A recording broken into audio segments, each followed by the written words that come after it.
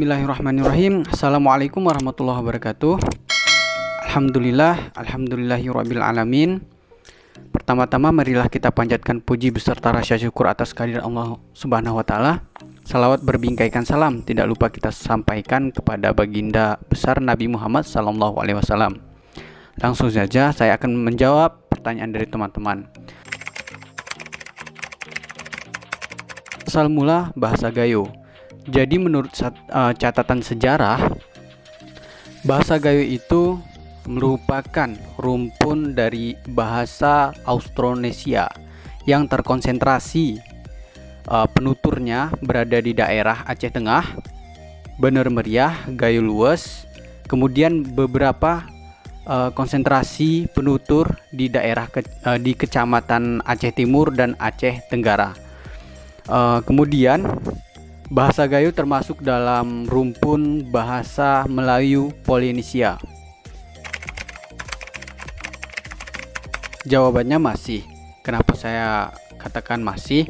Karena di daerah Gayo sendiri, khususnya suku bangsa Gayo, orang-orang Gayo di sini masih menggunakan bahasa Gayo untuk berkomunikasi atau berinteraksi. Jadi bahasa ini masih banyak digunakan. Kemudian di desa-desa atau perkampungan, saat ada kegiatan adat, maka bahasa Gayo masih digunakan sehingga masih dikatakan terlestarikan bahasa Gayonya. Kemudian pertanyaan yang ketiga, sebutkan contoh bahasa Gayo. Satu kalimat yang saya ambil untuk contoh yaitu entah murum-murum kita mujaga adat istiadat urum nahma ni urang Gayo. Ayo sama-sama kita menjaga, melestarikan adat istiadat dan harga diri orang Gayo. Pertanyaan yang keempat, berapa suku yang menggunakan bahasa Gayo?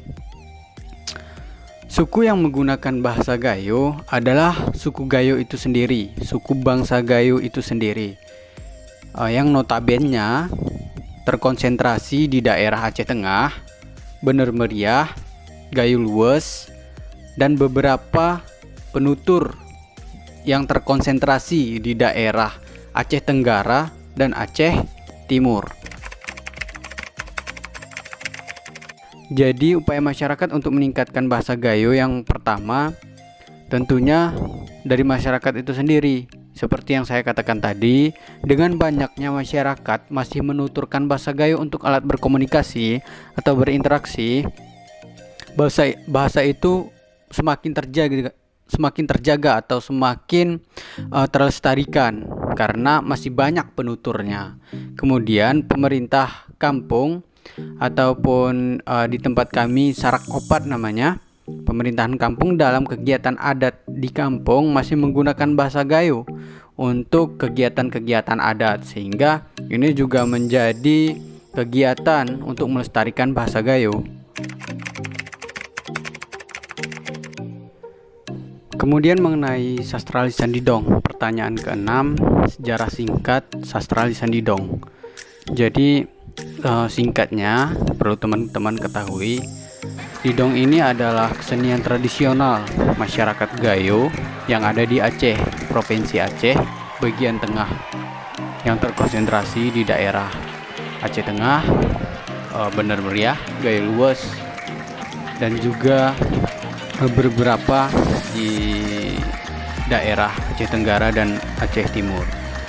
Jadi singkatnya juga tentang sejarahnya tadi, Didong sudah ada sejak zaman Raja Linge yang ke-13 sekitar abad ke-16 Masehi. Dan perlu teman-teman ketahui juga, pada tahun 2015 Kementerian Pendidikan dan Kebudayaan sudah mencetuskan kesenian Didong sebagai warisan budaya tak benda. Dan sedikit definisi tentang Didong. Jadi Didong itu diartikan diambil dari kata dendang atau denang yang berarti menyanyikan atau mensyairkan, dan juga ada arti lain yang diambil dari dua kata, dipisahkan dari dua kata, yaitu din artinya agama dan dong artinya dakwah. Pada zaman dahulu, didong digunakan untuk kegiatan apa? Jadi zaman dahulu didong itu digunakan untuk media penyebaran agama Islam. Jadi untuk media dakwah lebih tepatnya. Yang mana isi-isi dan maknanya, makna syairnya itu terkait dengan meneladani sifat dan sikap Rasulullah SAW dan lain sebagainya. Jadi didong itu pada zaman sekarang ditampilkan untuk memeriahkan acara-acara adat istiadat seperti acara pernikahan, acara khitanan, acara penyambutan tamu dan lain sebagainya. Dan pada zaman sekarang di banyak di acara-acara festival ataupun acara-acara pembukaan seminar dan lain sebagainya itu sudah menampilkan didong sebagai untuk memeriahkan acara tersebut. Makna dari kegiatan didong itu, teman-teman perlu ketahui, maknanya adalah sebagai media untuk menyalurkan nilai-nilai estetika masyarakat, sebagai media informasi, komunikasi yang menyampaikan tentang pembangunan, tentang adat istiadat, tentang sejarah, dan lain sebagainya. Untuk tata cara sendiri, sebelum masuk ke tata cara, saya ingin mempresentasikan tentang persyaratannya. Jadi untuk didong sendiri itu terdiri dari 15 orang. Bisa kurang, bisa lebih, namun harus lebih dari 1 orang, karena memang untuk menampilkan didong harus lebih dari 1 orang, karena memang ada topoksi atau setiap orang memiliki peran untuk menampilkan didong, tidak hanya penyair saja. Jadi untuk orang-orangnya, yang pertama penyair atau ceh didong disebutnya dalam bahasa Gayo, kemudian penepok pumu atau peningkah dalam memainkan musik dengan tangan, kemudian ada peningkah bantal, memainkan musik dengan bantal melalui tangan juga, kemudian peningkah tulu dengan bantal, biasanya lebih dari 2 orang, biasanya 5 atau 6 orang tingkah tulu ini tadi. Kemudian biasanya duduknya melingkar, kalau tidak melingkar letter U, menghadap penonton. Jadi untuk tata caranya, mereka berdiri berjejeran masuk ke panggung, kemudian memberikan salam atau persalaman kepada penonton, kemudian duduk melingkar atau letter U menghadap penonton.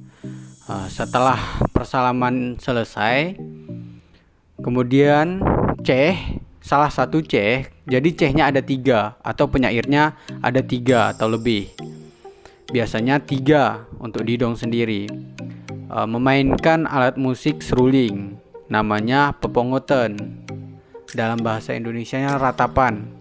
Jadi setelah permainan suling dari atau penyair selesai, kemudian dilanjutkan dengan peningkah yang memainkan musik dengan tangan, dibarengi dengan penepok bantal dan peningkah tulu. Setelah itu barulah bersautan dengan didong menyanyikan syair-syair didongnya sampai selesai.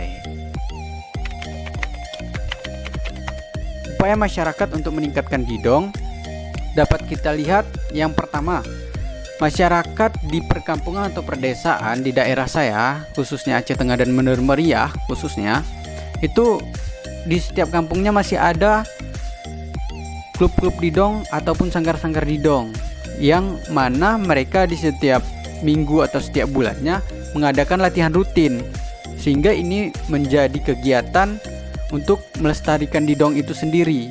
Kemudian pemerintah daerah dan provinsi biasanya di setiap tahun ada event-event untuk didong ini, seperti festival didong atau perlombaan didong. Ini juga menjadi kegiatan untuk melestarikan didong. Terima kasih.